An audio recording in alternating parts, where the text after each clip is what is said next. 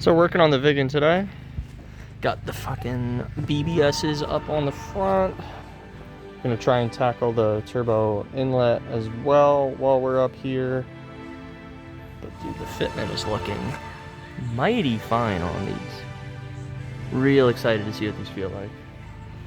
We got some rear rotors we're throwing on. I got my carbon ceramic pads we're putting on. And then this is the Corona pipe we're putting on.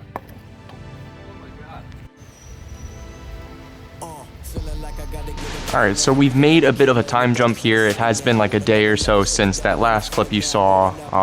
As you could see from the car here, I do have all 4 of the BBSs freshly installed with the Continental Extreme Contact Force. Some very, very nice 200 tread wear tires. They should perform very well on the track, and from my limited testing here in the past couple of days, weather hasn't really been cooperating with me, but when it was dry and I was testing these, the amount of grip I had was unlike anything I'd ever felt in a Saab before. I mean, I've driven some crazy cars, but in a Saab, this thing is ridiculous. Now I feel like I am getting the most from the Koni suspension that is in this car. The handling is incredible. The braking distance is exceptional. But let's go over a couple of the few things that I didn't get a chance to show you in that last clip on what I actually have gotten able to do during that long Memorial Day weekend. Let's check it out now. So the first thing I want to go over with you in a bit more depth is the wheels and tires here specifically. So these wheels are a very, very special set of wheels, and as you can see by the center cap here, these were an original Saab wheel that was offered. These weren't made by Saab, however. As you can see here on the little marking here on the lip of the wheel, these are BBS wheels. Specifically, these are the RK2s. The 2-piece design has the barrel itself along with the face is bolted on.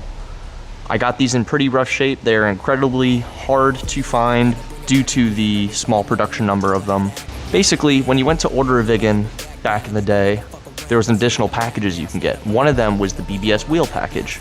Now the base one that you could get was the RK2 non-multi-piece, which basically would have this same sort of face on it, but it was a one-piece, mono-piece wheel. So it was just that. For an additional cost, you can upgrade to these, which are the 2-piece variant of it. Much more harder to find. I was very lucky to find a set. They didn't look like this. I had them sent off to a shop that I work with at work at the dealership that does a bunch of wheel refinishing. These got all basically sanded down, cleaned up, fresh new powder coat, all the hardware was cleaned up, and they came out phenomenally.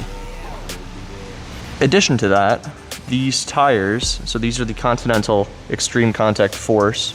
They are a 200 treadwear semi-slick streetable track tire.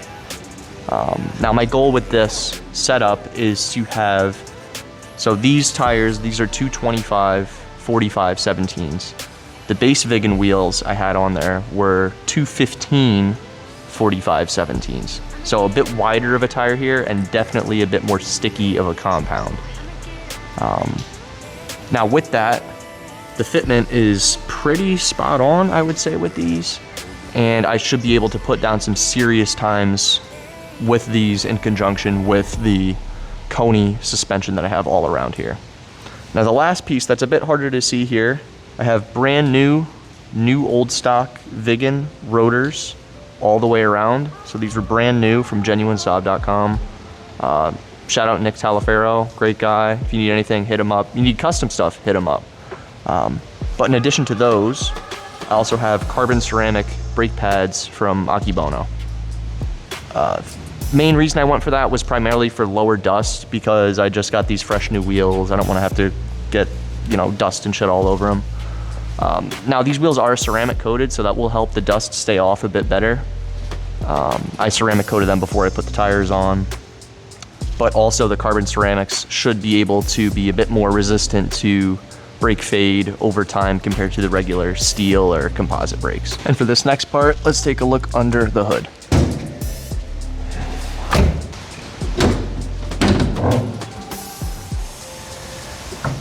So for this piece, it's going to be a little tricky to see, however, that is right here. This is the Corona turbo inlet pipe, along with this hose that goes with it. This was a bit of a pain to install. There is a sort of V-band clamp that connects this to the actual cold side of the turbo. That was a pain in the ass to try and line up. Basically, all that's involved with getting this in is you take the air box apart here, disconnect some lines here.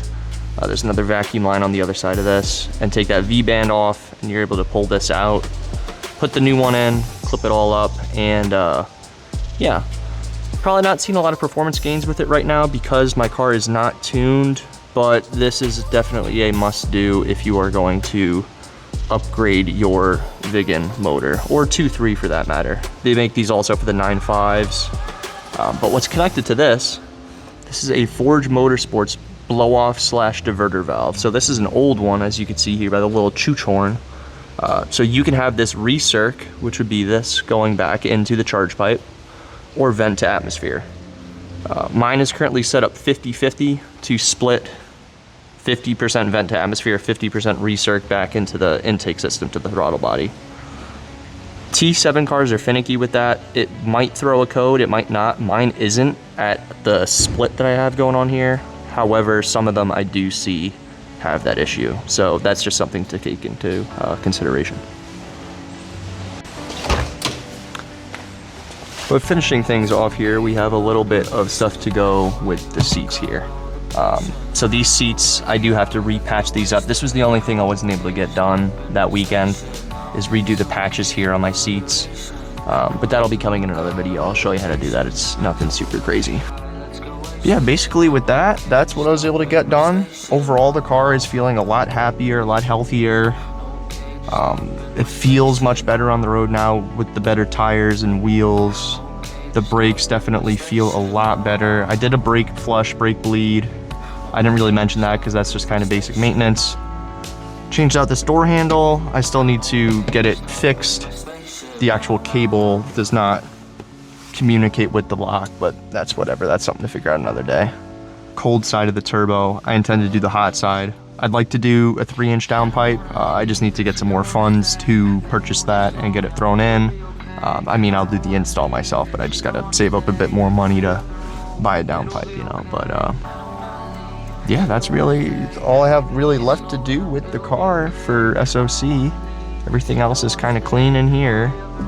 Yeah, I really hope you guys enjoyed today's video. Quick little update on what I've been doing to the Viggen and where it's going to go from here.